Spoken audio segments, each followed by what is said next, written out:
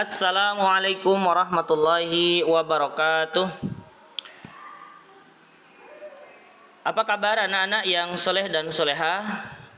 Alhamdulillah, mudah-mudahan antum dalam kondisi sehat walafiat.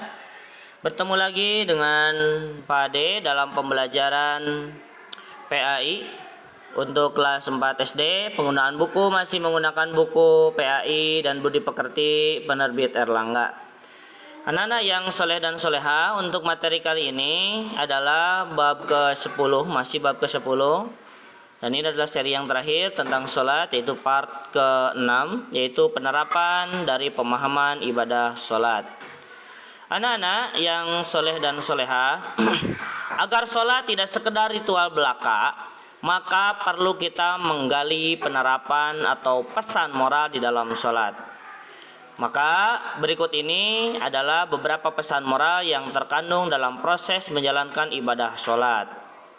Yang pertama adalah latih kedisiplinan. Waktu pelaksanaan sholat sudah ditentukan, sehingga kita tidak boleh seenaknya mengganti, memajukan, ataupun mengundurkan waktu pelaksanaannya, yang akan mengakibatkan batalnya sholat kita. Hal ini melatih kita untuk berdisiplin dan sekaligus menghargai waktu. Itu adalah pesan ataupun penerapan dalam ibadah sholat. Yang kedua, latih kebersihan. Sebelum sholat, seseorang disyaratkan untuk mensucikan diri terlebih dahulu, yaitu dengan cara berwudu ataupun bertayamum. Hal ini mengandung pengertian sholat hanya boleh dikerjakan oleh orang yang suci dari segala bentuk najis dan kotoran, sehingga kita diharapkan selalu berlaku bersih dan suci. Kebersihan yang dituntut bukanlah secara fisik semata, tetapi meliputi aspek non-fisik. Orang yang terbiasa melakukan sholat akan bersih secara lahir ataupun batin. Ketiga, latih konsentrasi.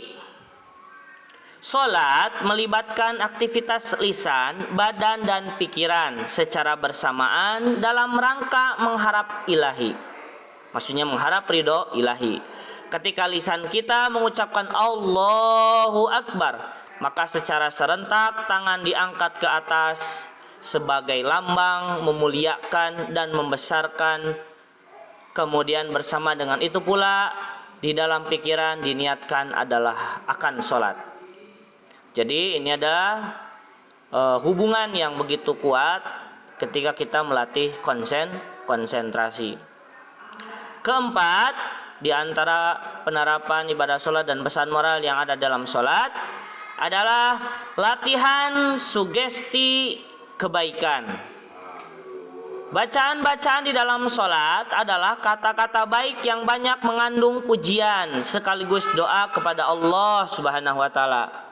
Memuji Allah artinya mengakui kelemahan kita sebagai manusia, sehingga melatih kita untuk senantiasa menjadi orang yang rendah hati dan tidak sombong. Kemudian kelima, latih kebersamaan.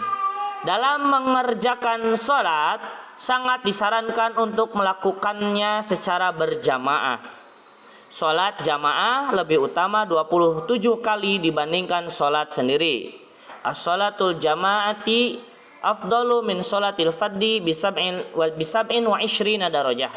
Begitu ya kalimat hadisnya. Hadis riwayat Imam Bukhari dan Muslim. Kemudian dari sisi psikologis, seperti yang sudah disampaikan dalam beberapa hikmah sholat, sholat berjamaah memberikan aspek terapi yang bersifat preventif ataupun kuratif. Seseorang dapat menghindarkan diri dari gangguan jiwa. Sholat bukan hanya sekedar ritual formal, melainkan ada muatan aktual, yaitu bukti nyata yang dirasakan. Alangkah naifnya seseorang yang sholat tetapi bibirnya penuh dengan ucapan kebohongan.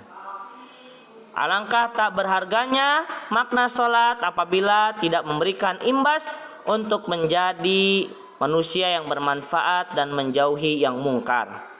Inilah yang dimaksud dengan sholat kafah. Muatan moral yang dipresentasikan oleh sholat membekas di kalbu dan membentuk kecerdasan rohani yang sangat tajam yang kemudian melahirkan amal soleh, mencegah dirinya dari perbuatan keji dan mungkar.